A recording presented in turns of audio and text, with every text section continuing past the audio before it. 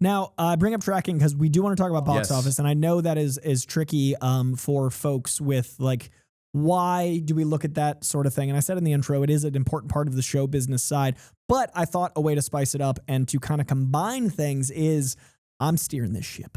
And I want to do a summer movie preview. I always want to do that. And they don't always do well. So I thought it'd be fun, instead of just doing like, this movie's out here. Are you excited? Yes or no? We break down where we are so far in the summer. And then at the end, we're going to talk about what we think might do best. And then I thought it'd be kind of fun to share some summer movie memories and then give it over to John for some fall experience, some autumnal Saw action. Ooh. So we're going to go chronological. We're going to start with the beginning of summer. To me, is that sweet spot last week of April going into May, which the Avengers films usually own, or their big Marvel movies. And this year was no exception.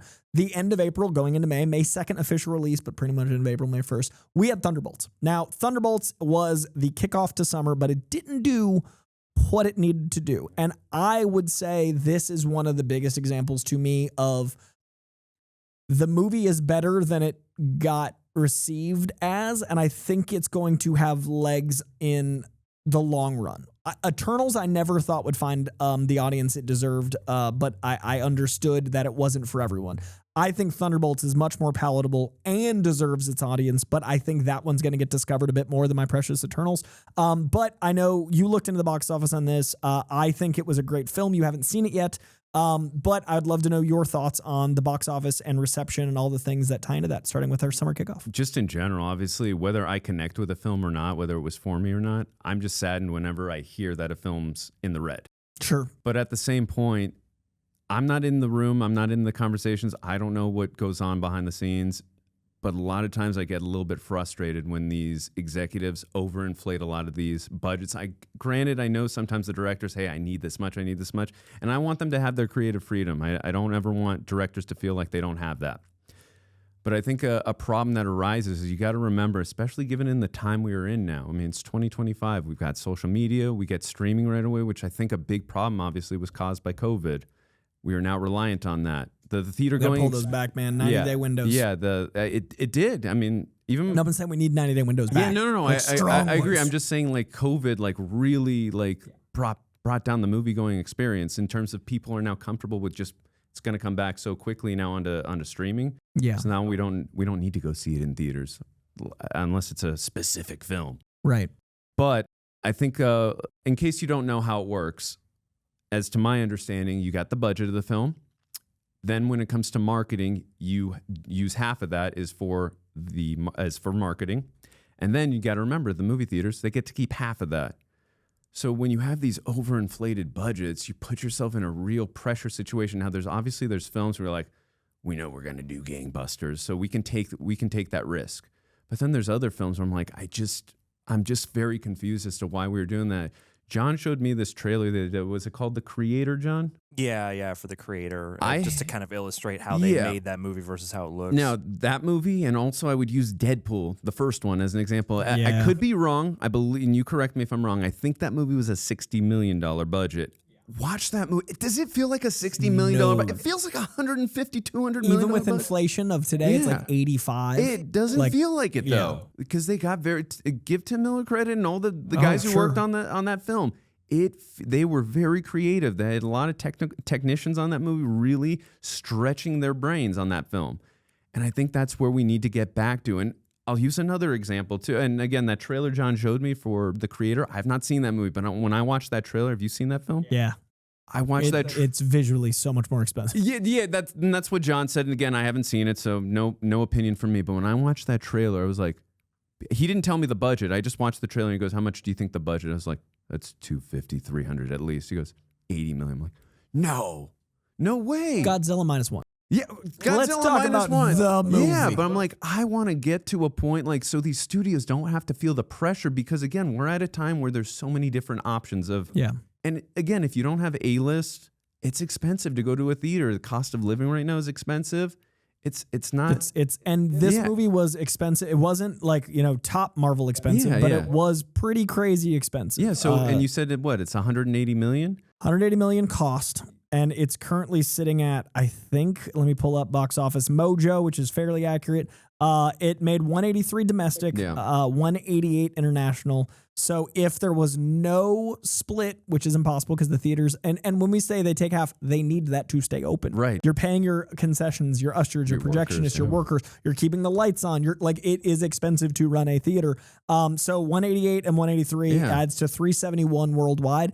This movie needs to clear like 480. And this is being constructive. Like, I still love the MCU, but the MCU is not, they don't have the same word of mouth like they used to in phases 1 through 3. If they did, probably be a different story. But again, also, you got to factor in the times we're living in too. Yeah. I just think it's smart. Besides an Avengers film, of course, you have to have a crazy budget probably for a film like that with all the actors and all the visual effects you're going to need on that film. Understandable, I get. But I do want to bring up a thing that ties into Mission Impossible that I do think ties into Thunderbolts. Yeah. With franchises, there is a different box office math because it elevates the rest of your franchise. So when we get to Mission Impossible, I want to talk about that. But first, I do want to give flowers to the next big movie that came out. So that was May 2nd, May 16th, 2 weeks later.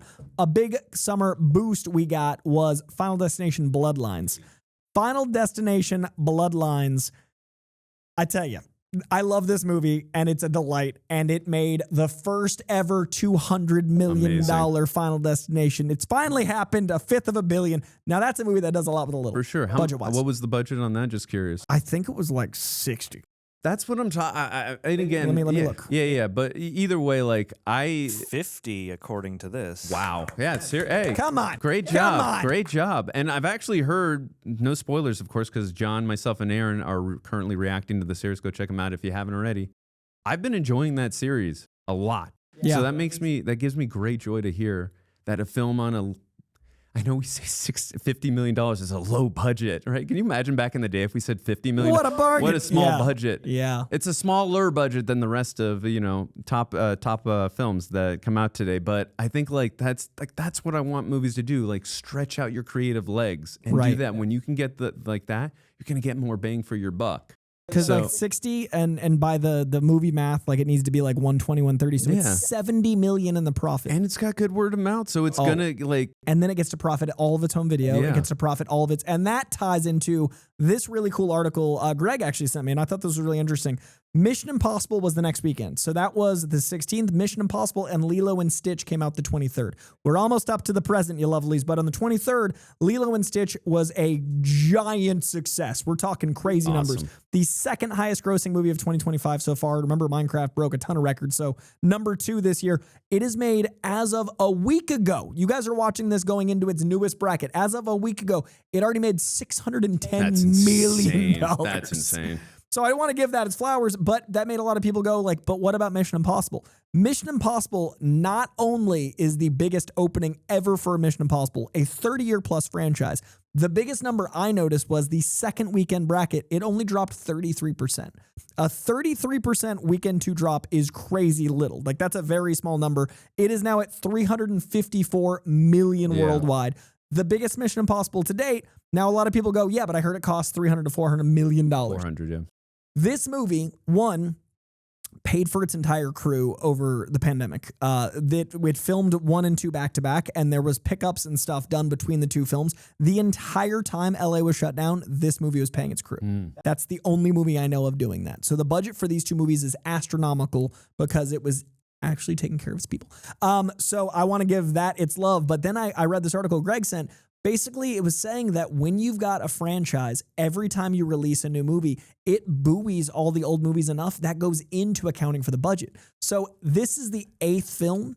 The first Mission Impossible movie, every time they release another one, makes an average of $10 million more a year. See, I didn't so know that. if you calculate all of the movie math and then you look at streaming and then you look at that boost and then $10 million from that one, and then you add 2, 3, 4, 5, and then you've got all those franchises, you also get to recontract out your film out. Yeah. So franchises are a little different. And I do think when people are talking about movie franchise, movie math, Thunderbolts should be given the grace because it will buoy these other ones. And I do think after some movies come out, people will revisit old Marvel films. And like, I know people rewatch these as marathons leading up to things. Yeah. So I do think it's a bummer Thunderbolts didn't do well on its own. But I think if we look at the grand scale, that $100 million loss might be a little softer. Yeah, no. That actually makes total sense because for people who don't have streaming, for instance, they might, I've got to revisit this movie. Now I'm going to download Paramount Plus, or I'm going to buy this movie. And Paramount Plus advertising, it helps them out because it helps their whole, No, that makes total sense. I just think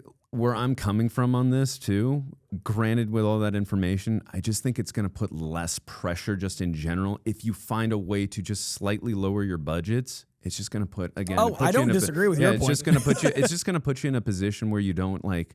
We gotta make $900 million, so we break even just to break to not even. be at a loss. We have to be a small country's revenue. Yeah, exactly. And again, going back to like how we felt in the day, if you hit $900 million back in the day, you were like, holy crap. That's the franchise like peak, not a standard. Like that was like we've done it, folks. Not we have to. Yeah. I also think there's something to be said about movies' versatility, and this isn't to toot DC's horn at the cost of Marvel.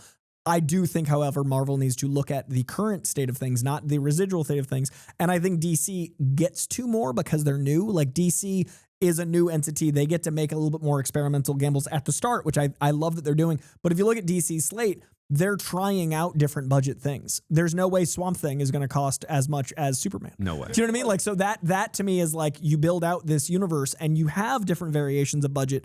And so Thunderbolts, I think, cost a lot for what it was. Fortunately for me, it's amazing. But we got to look at these things. Now, on the other side, we're almost to the present day on the 30th. Really quick, I'm sorry. How much was Lilo and Stitch's budget? I'm just curious because that is doing killer numbers right now. I think it's one of the biggest profits Disney's had in a decade. That's amazing. I'm so happy to hear that. Yeah, that's money.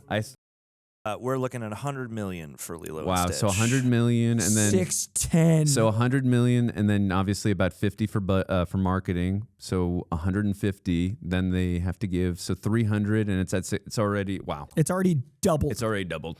That's that, and it's gonna keep doing more. It's gonna move. Yeah, because you got all summer. That might hit $1 billion. I think Minecraft is right there on the edge, and I think that's gonna be. But again, $100 million. That's a good that's a nice number right there. Good job, team. That's a great and then so that was the 23rd Lilo and Mission. Now we're on to the 30th. We had Karate Kid Legends.